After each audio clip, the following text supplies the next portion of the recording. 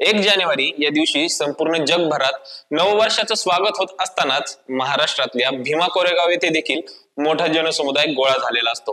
पण हा जनसमुदाय नव्या वर्षाचा जल्लोष करण्यासाठी नाही, तर आपल्या पूर्वजांच्या शौर्य आणि बलिदानाचे स्मरण करण्यासाठी तसेच त्यांना अभिवादन करण्यासाठी जमा झालेला असतो। इंग्रजांकडून पेशव्यांविरुद्ध लढताना ज्या महार समाजातील सैनिकांना आपले प्राण गमवावे लागले, त्यांच्या स्मरणार्थ ब्रिटिश सरकारने भीमा कोरेगाव येथील या युद्धाच्या ठिकाणी एक विजयस्तंभ बांधला। त्यालाच मानवंदना देण्यासाठी लाखोंच्या संख्येने हा जनसमुदाय येथे लोटलेला असतो। महार समाजातील हे लोक पेशव्यांविरुद्ध का लढले? दरवर्षी बौद्ध समाजाचे अनुयायी येथे मानवंदना देण्यासाठी का येतात? आणि ही लढाई महाराष्ट्राच्याच नव्हे तर भारताच्या इतिहासात महत्वाची का आहे? नमस्कार, मी सूरज आणि या सर्व प्रश्नांची उत्तरे आपण आज या व्हिडिओमध्ये पाहणार आहोत। 1817 साली इंग्रज आणि पेशवे यांच्यात अखेरची निर्णायक युद्ध रंगले होते। इंग्रजांनी मराठा सरदारांना नमवून आपल्या बाजूने वळवून घेतले होते।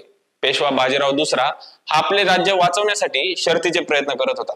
खडकीमध्ये झालेल्या युद्धात पराभूत झाल्याने बाजीरावला पुणे सोडून पळून जावे लागले। मात्र काही दिवसांनी तयारी करून पेशवा बाजीराव दुसरा याचे सैन्य पुन्हा पुण्यावर चालून आले। त्यावेळी सैन्याला रोखण्याची जबाबदारी मिळाली कॅप्टन फ्रान्सिस एफ स्टॉन्टन याला। कॅप्टन फ्रान्सिसच्या नेतृत्वाखालील बॉम्बे नेटिव्ह लाईट इन्फंट्री तुकडीत एकूण 834 सैनिक होते। यापैकी सुमारे 500 महार जातीचे सैनिक होते, तर बाकी युरोपियन व इतर काही सैनिक होते। तसेच पेशव्यांच्या बाजूने 28,000 सैनिक होते, ज्यांचे नेतृत्व सेनापती पेशवा बाजीराव दुसरा करीत होता। पेशव्यांच्या सैनिकांत मराठा, अरब व गोसावी या सैनिकांचा समावेश होता। 28,000 सैनिकांमध्ये 20,000चे घोडदळ तर 8,000चे पायदळ होते। मराठा आणि इंग्रज यांच्यात सुरू असलेल्या पाठशिवणीच्या या खेळात पेशवे आणि इंग्रज यांच्या सैनिकांची गाठ पडली भीमा कोरेगावच्या नदीकाठी। युद्धाचे रणशिंग फुंकले गेले आणि भीमा नदीकाठी तुंबळ युद्ध झाले।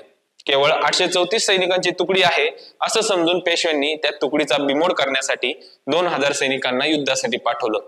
हे युद्ध काही तासात संपेल आणि आपण पुण्याच्या दिशेने कूच करू असं वाटत असलेल्या पेशव्यांच्या सैन्याला या 834 लोकांच्या तुकडीने तब्बल 12 तास झुंजवत ठेवले। आता इंग्रजांची मोठी तुकडी आली तर आपला पुरता बिमोड होईल असे चित्र दिसू लागल्याने शेवटी पेशव्यांच्या सैन्याला तिथून काढता पाय घ्यावा लागला। अशा प्रकारे केवळ 834 सैनिकांच्या तुकडीने बलाढ्य पेशव्यांच्या फौजेला माघार घ्यायला लावली।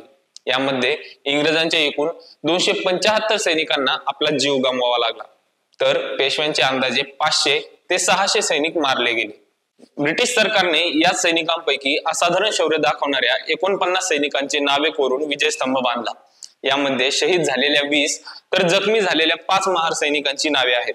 केवळ 834 सैनिकांच्या तुकडीने दाखवलेल्या या पराक्रमामुळे या युद्धाची इतिहासात कायमची नोंद झाली। मात्र महार समाजातील हे सैनिक इंग्रजांच्या बाजूने का लढले हेही आपण जाणून घेण्याचा प्रयत्न करू। पहिल्या बाजीरावाच्या मृत्यूनंतर पेशव्यांमध्ये फार कर्तबगार पेशवे आपल्याला पाहायला मिळत नाही आणि जे काही कर्तबगार होते त्यांना फार आयुष्य लाभले नाही। त्याचा परिणाम असा झाला की कारभारामध्ये भट आणि पुरोहित वर्गाचा हस्तक्षेप जास्त होऊ लागला आणि दुसऱ्या बाजीरावाच्या काळात तर गोष्टी अधिकच हाताबाहेर जाताना दिसत होत्या। वर्षानुवर्षे दबलेल्या महार समाजातील लोकांना शिवकाळात जो सन्मानाने जगण्याचा अधिकार मिळत होता, त्या उलट पेशवाईच्या काळात त्यांच्यावर अनन्वित अत्याचार होऊ लागले। याचीच परिणिती आपल्याला 1818च्या युद्धात झालेली दिसते। कोरेगावचं हे युद्ध इतर युद्धांसारखं नव्हतं। यामागे महार समाजाचा अनेक वर्षांपासूनचा मनात खदखदत असलेला असंतोषाचा लाव्हा होता। त्यामुळेच या युद्धात त्यांना अशी असामान्य कामगिरी करता आली। पण भीमा कोरेगाव या ठिकाणी येऊन मानवंदना देण्याची प्रथा कधीपासून सुरू झाली हे तुम्हाला माहिती आहे का? महार समाज आपल्यावर होत असलेल्या अन्यायाचा विरोध म्हणून पेशव्यांविरुद्ध ब्रिटिश सैन्याचा भाग म्हणून लढले। या लढाईत जीव गमावलेल्या महार समाजातील व्यक्तींना अभिवादन करण्यासाठी डॉक्टर बाबासाहेब आंबेडकर 1927 मध्ये स्वतः भीमा कोरेगाव येथे आले होते। या ठिकाणी भेट देण्यामागे डॉक्टर बाबासाहेब आंबेडकरांची भूमिकाही लक्षात घेणं गरजेचं आहे। डॉक्टर बाबासाहेब आंबेडकरांनी पुकारलेल्या अस्पृश्य निवारणाच्या चळवळीत दलितांनी मोठ्या प्रमाणात सामील व्हावं, समाजातील या विषमतेविरुद्ध लढण्यासाठी दलितांमध्ये स्फूर्ती जागी व्हावी यासाठी एक स्फूर्तीस्थान म्हणून बाबासाहेबांनी या जागेची निवड केली आणि दलितांना अन्यायाविरुद्ध लढण्याची प्रेरणा मिळावी म्हणून दरवर्षी 1 जानेवारीला विजयस्तंभाला भेट देण्याची परंपरा सुरू करून दिली. तेव्हापासून ही परंपरा सुरू असून दरवर्षी लाखोंच्या संख्येने या ठिकाणी भीमसैनिक येत असतात. ही माहिती तुम्हाला कशी वाटली ते आम्हाला कमेंट करून नक्की कळवा. तसेच व्हिडिओ आवडला असेल तर व्हिडिओला लाईक करून चॅनलला सबस्क्राईब करायला विसरू नका.